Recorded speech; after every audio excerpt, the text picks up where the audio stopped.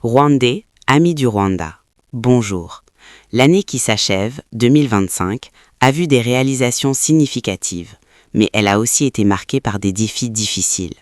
Je remercie tous les Rwandais pour la confiance et la coopération dont vous avez fait preuve cette année. Notre économie a progressé. Notre responsabilité est de préserver et d'utiliser judicieusement les ressources dont nous disposons en tant que pays. Cela nous demande de trouver de nouvelles solutions qui nous permettront de poursuivre de nouveaux objectifs et plans.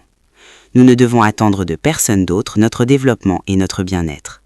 Le plus grand et le plus précieux investissement que nous ayons en tant que pays est une jeunesse capable. C'est votre responsabilité en tant que jeunesse rwandaise de préserver ce que nous avons construit et de le faire progresser. Je suis convaincu que vous êtes prêts pour tout cela, même si cela exige des sacrifices, que ce soit individuellement ou collectivement. Au cours de notre parcours, nous avons transformé les obstacles en opportunités et nous sommes devenus plus forts. Nous ne devons jamais oublier d'où nous venons et c'est ce qui continuera de nous aider à nous construire comme nous le souhaitons. Plusieurs événements marquants cette année ont rehaussé le profil du Rwanda à l'échelle internationale. La conférence internationale sur la sécurité en Afrique s'est tenue pour la première fois et l'École africaine de gouvernance a accueilli sa première promotion d'étudiants de toute l'Afrique.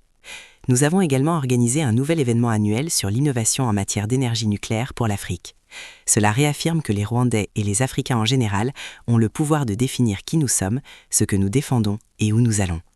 Le moment décisif de 2025 a été sans aucun doute l'organisation des championnats du monde de cyclisme de l'UCI. Amener cette compétition et ses athlètes d'élite dans les rues de Kigali a été une source d'immense fierté pour notre nation. Je félicite toutes les personnes impliquées dans la réussite de ces événements. Le sport unifie et renforce les communautés au-delà de toutes les frontières. Le monde a vu le Rwanda et l'Afrique sous un nouveau jour. Et même si nous ne sommes pas encore au sommet du football, les perspectives d'avenir sont prometteuses, avec le soutien de la FIFA pour notre développement. Nous sommes également impatients d'accueillir la série FIFA l'année prochaine.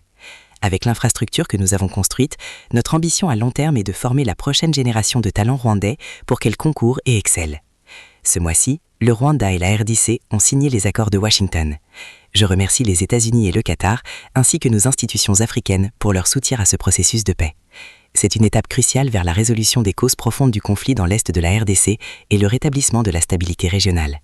Le Rwanda est pleinement engagé dans la mise en œuvre de cet accord, mais toute menace à la paix et à la sécurité de notre peuple est inacceptable. La menace de l'extrémisme violent soutenu par l'État est malheureusement toujours très réelle. L'avenir que nous méritons est possible. Nous devons rester sur la bonne voie, garder confiance et continuer de progresser. Alors que nous célébrons la fin de l'année, je demande à chacun d'être vigilant et de veiller à notre sécurité et à celle de notre entourage. Chacun a un rôle important à jouer pour atteindre nos objectifs. Ma famille et moi souhaitons aux Rwandais et aux amis du Rwanda une bonne année pleine de joie et de prospérité.